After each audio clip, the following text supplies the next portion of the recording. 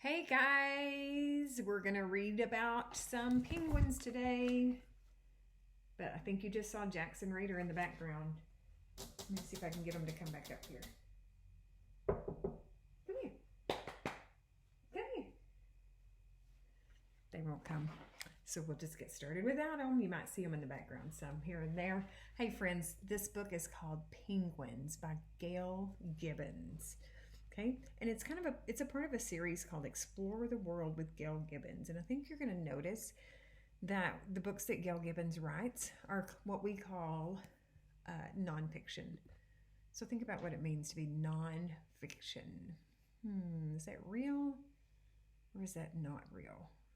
Be thinking about that as we read today. Penguins by Gail Gibbons.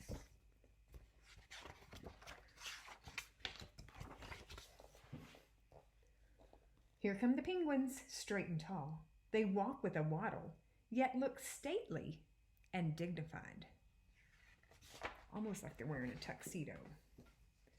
Some kinds of penguins. This is not the best light, but you can see all different kinds of penguins there. The emperor penguin, macaroni penguin, gentoo penguin, king penguin, chinstrap penguin, Galapagos penguin, little blue penguin, also called fairy penguin, rockhopper penguin, there's his crest, Magellanic penguin, yellow-eyed penguin, African penguin, Adelie. And the Adelie penguin has a diagram of his back, his neck, his eye, his crown, his beak or bill, his throat, his breast, his belly, his wing, his webbed feet, and his tail.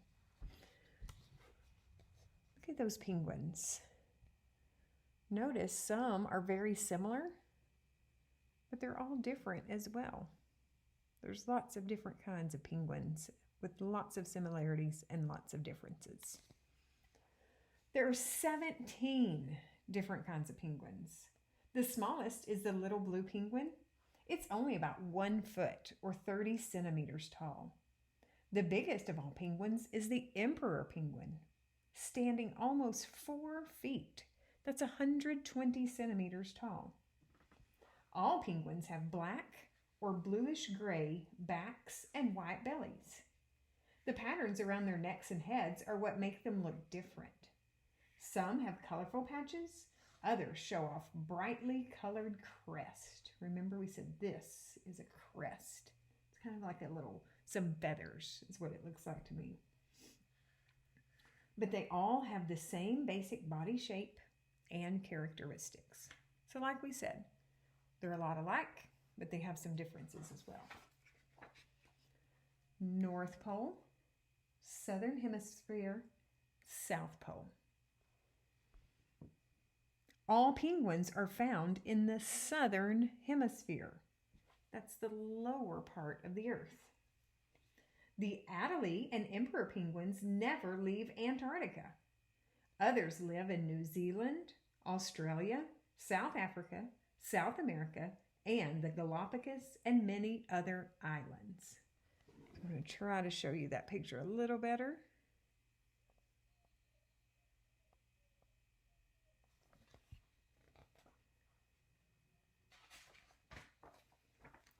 Penguins are birds, but they've lost their ability to fly millions of years ago. Over time, they began to spend a lot of time hunting for food in frigid waters. Their wings changed into powerful, rigid flippers for swimming. Penguins have sleek, smooth bodies that glide easily through the water. They are excellent swimmers and divers. Larger ones can swim faster than 25 miles, 40 kilometers an hour. The emperor penguin can dive deeper than any other bird, about 1,500 feet. That's about 450 meters. Look how Gail Gibbons drew these penguins. Remember, she's our author, but she's also our illustrator. It looks to me like those penguins are very active. They're always moving about.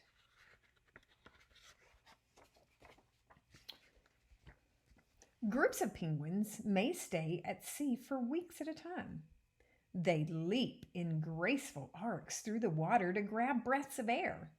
Penguins feed underwater on krill, fish, and other sea creatures. Their natural enemies are fur and leopard seals, sea lions, sharks, and killer whales. When the penguin wants to leave the water, they can leap up as much as 6 feet. That's 1.8 meters onto a rocky shore or iceberg. They climb rocks easily, hopping from one to the other. Sometimes penguins speed over ice and snow by dropping onto their bellies and sliding. So here we go. Let me look a little closer at these pictures. It says krill is a small shrimp-like creature. Fur seals, sea lion, leopard seal, shark, killer whales. They like to eat our penguins.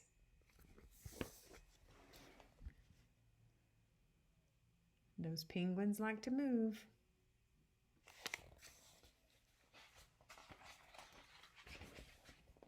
A penguin's many feathers are small and stiff. They form a warm and waterproof covering. In really cold places, penguins have an extra layer of long, downy feathers underneath. They also have thick layers of fat to keep them warm. Once a year, many penguins come together to form colonies called rookeries.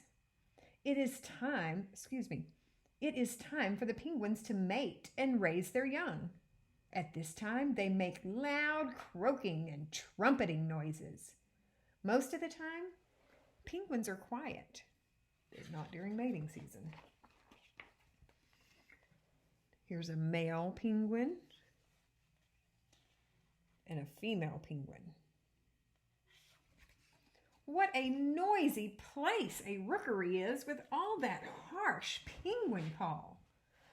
There can be hundreds, sometimes thousands of penguins in a rookery. They have no trouble finding their mates. While counting, they chase each other. While courting, not counting, courting. That means dating. They chase each other. Sometimes they hold their wings away from their bodies and hold their beaks up high. Usually the same pair mates and raises its young together.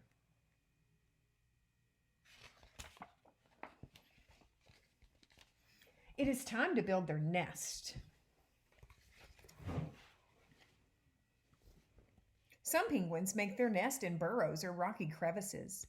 Others build nests in the open using sticks and grasses. Some arrange small stones in a circle. The 2 biggest penguins, the emperor penguin and the king penguin, don't even build nests.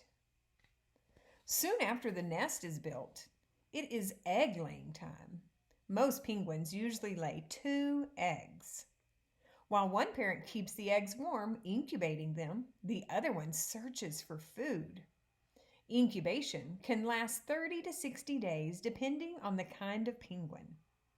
The penguins fiercely guard the eggs and their nesting territory.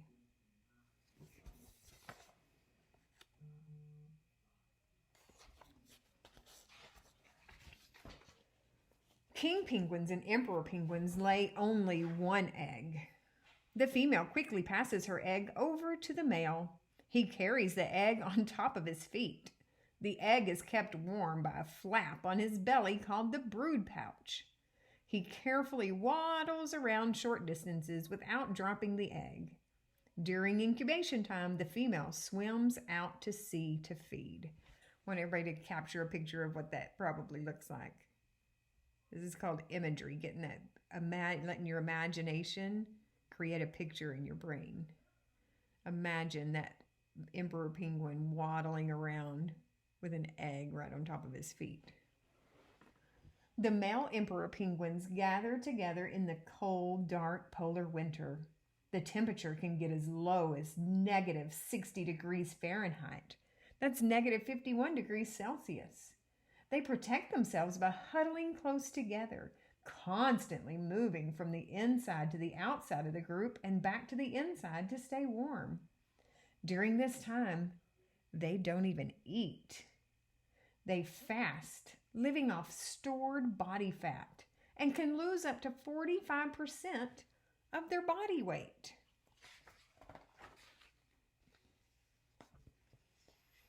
After about 65 days, the egg hatches. There's the chick. The female returns around this time. It is her turn to take care of the chick. She tucks it under her brood pouch to keep it warm. Then the male emperor penguin is free to swim out to sea to feed. The chick weighs about 11 ounces, that's 308 grams, and is covered in gray, soft down. The mother has food in her belly. When the chick is hungry, the mother throws up or regurgitates a meal for it. Look at Jack's looking at us. Do you see him down there? He wants to read too. Hey, Jax. When the father returns, both parents take turns feeding and keeping the chick warm. The chick grows. When it is about 8 weeks old, it weighs about 4 pounds. There's Raider now, Jax and Raider. Now the chick is too big to stay under its parents' brood pouches. The chicks begin to gather into groups called creaches. They huddle together to stay warm. When the sun shines, they scurry around, getting stronger and practicing their balance. When a parent returns, it calls with a cry only its chick knows. The chick rushes to its parents. Meal time! The chick is fed one huge meal every few days. It takes time for the parents to make each trip out to sea for food. All penguins are raised in similar ways. When the chicks are 3 to 10 months old, they begin to lose their gray down and grow adult feathers. Now, they are called fledglings. Off they go to live on their own. They learn to hunt and survive without the help of their parents. In about 4 years, they will return to raise their own young. At one time, the number of penguins was declining. Think about what declining means. Declining means going down. At one time, the number of penguins was declining. Eggs were harvested and the penguins were hunted for their skins. Their fat was boiled down to make oil. Today, penguins are in danger. Sometimes oil spills coat their feathers. Overfishing reduces their food supply. They get tangled in fishing nets. Tourists can do harm to colonies of penguins by disturbing them. Now there are laws to help protect them. People work together to help penguins survive in our modern world. Some areas have been named penguin sanctuaries. Look at that crest. Penguins can be found in zoos and aquariums. People working there care for the penguins in a clean, safe environment. It's fun to watch penguins play. A few more facts about penguins. Now, at the beginning of the book, we talked about, do you think this is fiction or nonfiction, real or not real? I'm thinking nonfiction. I'm thinking this is real.